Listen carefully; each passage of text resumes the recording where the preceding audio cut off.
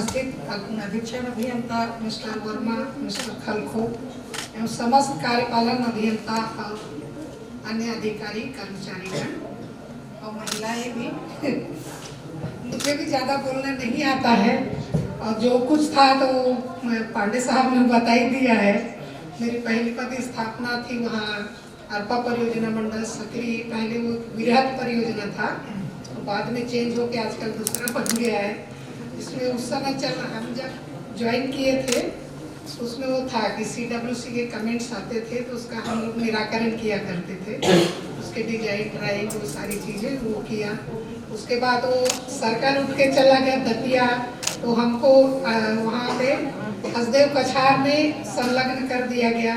फिर वहाँ पे आके भी हमने बहुत सारे काम किए। उस समय नया छत्तीसगढ़ बना था और वहाँ मरवाही के लिए बहुत दबाव रहता था, तो जितनी योजनाएं वहाँ उस समय बनी जो RC द्विवेदी साहब के मार्गदर्शन में, उस समय वो हुआ करते थे वहाँ, और बढ़िया साहब वगैरह SDO थे, उस समय में बहुत काम किए।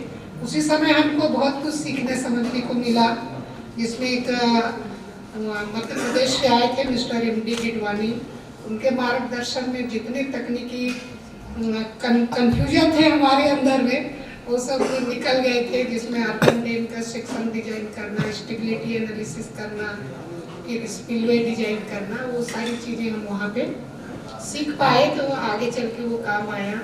उसके बाद हम प्रमोशन के बाद फिर यात्रिकी प्रशासकीय अधिकारी हसदेव बांगू में रहे, तो वहाँ पर भी स्थापना के कार्य प्रशासन को सीखने का मौका मिला।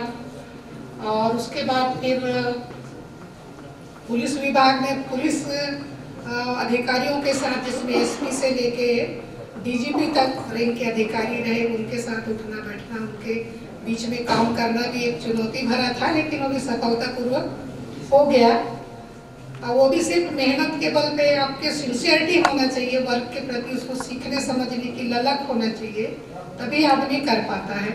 उस समय जब हम ज्वाइन किए थे तो हमारे एक AC हुआ करते थे NK अग्रवाल, अगर हम 10:30 बजे ऑफिस नहीं पहुंचे हैं तो सीधा हाफ डे लिखवा लेते थे।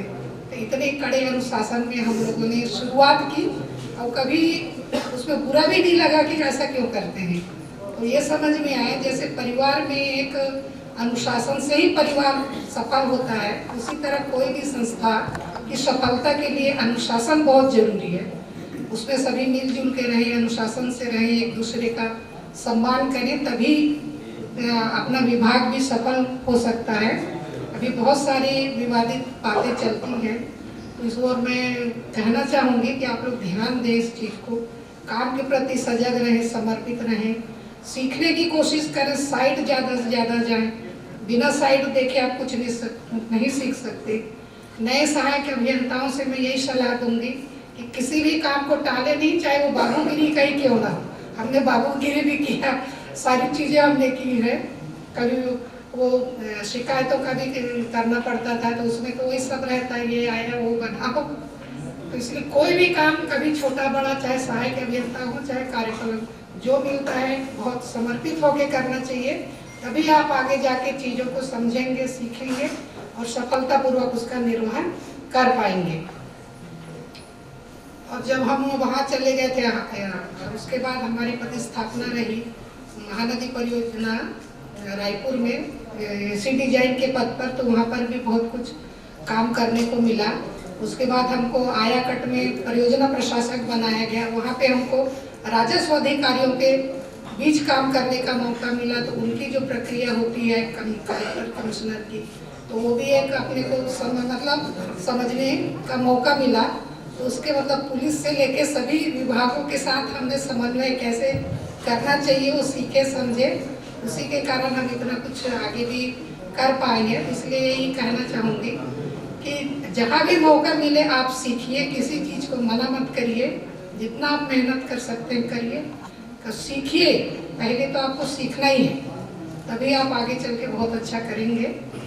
और यहाँ जो भी कर पाई हूँ आप सबके सहयोग से ही हुआ है, अकेले से कुछ नहीं होता। टीम भावना किसी भी काम के लिए बहुत ज़रूरी है, तो आगे भी ऐसा रहे। और जहाँ भी आपको मेरी ज़रूरत पड़ेगी, मेरी मदद की, मेरे गाइडेंस की, तो मैं कोशिश पूरी करूंगी कि आपको अपनी सेवाएं दे सकूं। और बस चलिए, धन्यवाद आप सबको, बहुत बहुत धन्यवाद। एक है मेरे तरफ से निमंत्रण है, क्योंकि कल 21 दिसंबर है, इसलिए हमने दोपहर का कार्यक्रम रखा है। तो आप सभी दोपहर के लंच में पंचानन होटल में आप सभी आमंत्रित हैं, तो ध्यान रखेंगे। धन्यवाद।